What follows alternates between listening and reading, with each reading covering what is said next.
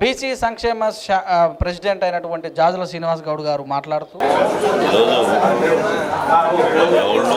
బీసీలు బహుజనుల వార్తలను సమగ్రంగా సంక్షిప్తంగా క్షేత్రస్థాయి వరకు తీసుకెళ్తున్నటువంటి గౌడకంఠం మాసపత్రిక 5వ వార్షిక దినోత్సవాన్ని జరుపుకోవడాన్ని మేమందరం హర్షిస్తున్నాం. దానికి గౌడకంఠం నడిపిస్తున్నటువంటి సిద్ధుగౌడ్ గారికి ప్రత్యేక అభినందనలు తెలియజేస్తున్నాం.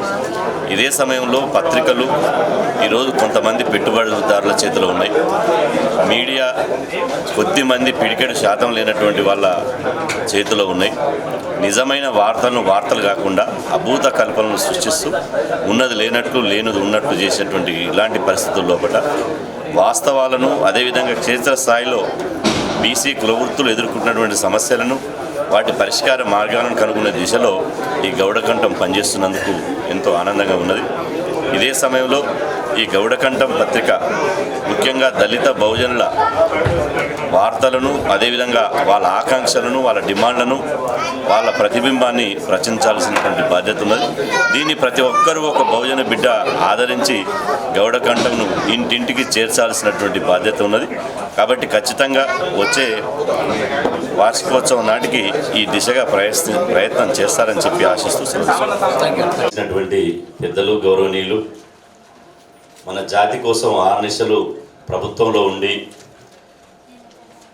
మన సంక్షేమం కోసం కృషి చేస్తున్నటువంటి అన్న సీనన్న గారికి, అదేవిధంగా మేము బీసీ మీటింగ్ పెడితే అన్న రాడు, అయినా గౌడ సంఘం మీటింగ్ పెడితే ఎన్ని పనులున్నా పిలిచినా పిలవకున్నా జాతి పట్ల ప్రేమతోటి మమకారంతో మన జాతిని ఐక్యం చేయాలని చెప్పి ప్రతి మీటింగ్కి వచ్చి మనని అందరినీ ఉత్తేజితం చేసినటువంటి అన్న స్వామన్న గారికి, అదేవిధంగా అన్న విజీ గౌడన్న గారికి, అదేవిధంగా డాక్టర్ బూర నరసన్న గారికి, అదేవిధంగా లక్ష్మణన్న గారికి, వేదిక మీద చాలామంది పెద్దలు ఉన్నారు, మన్నించాలి సమయం, ఎందుకంటే విఐపీలు కాబట్టి మన ముఖ్య అతిథులకు మనం సమయాన్ని ఇవ్వాలి కాబట్టి వేదిక మీద ఉన్నటువంటి గౌరవ పెద్దలకు, ఇక్కడ వచ్చినటువంటి మిత్రులకు, మహిళా సోదరులకు, పాత్రికేయ సోదరులకు అందరికీ పేరు పేరున హృదయపూర్వక నమస్కారాలు. ఈరోజు గౌడకంఠం 5వ వార్షికోత్సవం. ఈ 5వ వార్షికోత్సవం సందర్భంగా దీన్ని ఎన్నో వ్యయప్రయాసాలు కోర్చి ఇంతకుముందు చెప్పాడు. తను చెప్పినప్పుడు కొంతమంది వినలే, పుస్తకం చదువుతున్నారు. సిద్ధుగౌడ్ చెప్పినప్పుడు నేను సాక్షిలో పనిచేసినప్పుడు నాకు వచ్చే జీతాన్ని ఇంట్లో ఖర్చులకు కూడా వెళ్ళకున్నా, కుటుంబం గడవకున్నా గౌడకంఠం కోసం నేను ఆ సాక్షిలో వచ్చినటువంటి శాలరీని ఈ పత్రిక తీయడానికి ఖర్చు పెట్టినని చెప్పడం జరిగింది. అది ఒక మచ్చు తునక మాత్రమే. చెరువు కట్ట మీద కూర్చొని చెరువు లోతు ఎంత తెలవాలంటే ఎవరికి తెలియదు, అలా దునికితే తప్ప తెలియదు. ఒక పత్రిక నడపాలంటే అది మామూలు విషయం కాదు. రాజకీయంగా లేకపోతే ఒక పారిశ్రామికవేత్త అయితేనో కొంత తల్లిదండ్రులు సంపాదించిన డబ్బు ఉంటే ఈజీగా నడిపించవచ్చు. కానీ స్వతహాగా తన కాళ్ళ మీద తను ఎదిగి భావజాల వ్యాప్తి కోసం కమిట్మెంటు సిద్ధాంతపరంగా నడపాలంటే చాలా కష్టాలు వస్తాయి. ఈ కష్టాలన్నీ అధిగమించి ఈ గౌడకంఠం నడుపుతున్నటువంటి సిద్ధుగౌడ్ గారికి మనస్ఫూర్తిగా అభినందనలు తెలియజేస్తూ, ముఖ్యంగా శ్రీశ్రీ అంటాడు పత్రికలు పెట్టుబడిదారుల విషపుత్రికలు.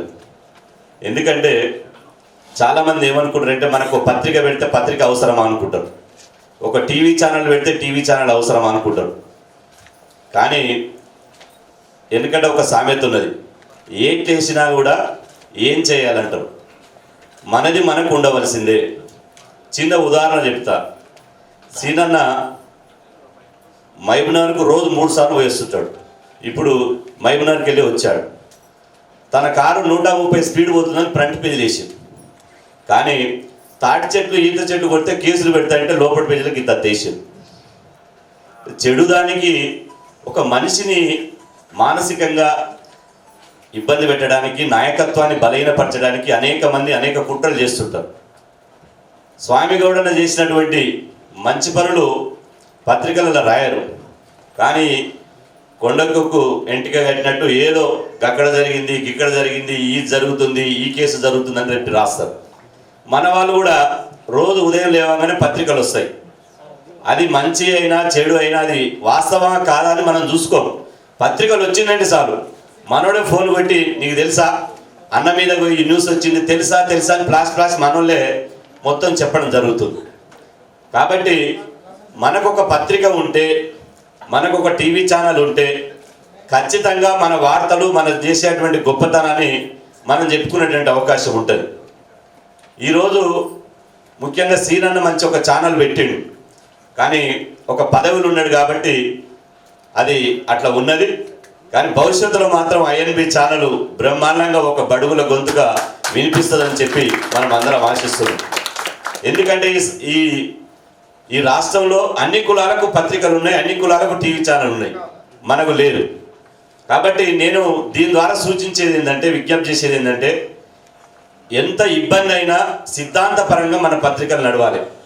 దురదృష్టవశాత్తు ఏంటంటే 2014లో మన డాక్టర్ బూర నరసయ్య గౌడ్ గారు భువనగిరిలో పోటీ చేసినప్పుడు మన గౌడ పత్రిక రెడ్డిని గెలిపించామని చెప్పి ఫ్రంట్ పేజ్ వేసి నేను ఫోన్ చేసి అడిగిన, బుద్ధునాథరా బాబు ఎందుకు ఇట్టేసినామంటే, ఏం చేయాలన్నా పత్రిక తీయాలంటే పైసలు లేవు కాబట్టి ఆ పటేల్ మంచి పైసలు ఇస్తున్నాడు కాబట్టి నేను ఫ్రంట్ పేజ్ వేసినట్టు.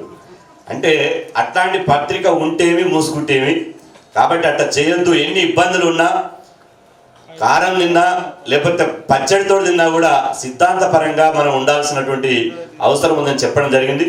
కాబట్టి గౌడ కంఠం ఎందుకంటే పాపన్న స్ఫూర్తితో పనిచేస్తుంది కాబట్టి గౌడ కంఠం ఇతర కులాల వార్తలు కూడా వేయాలని చెప్పి నేను విజ్ఞప్తి చేస్తున్నా.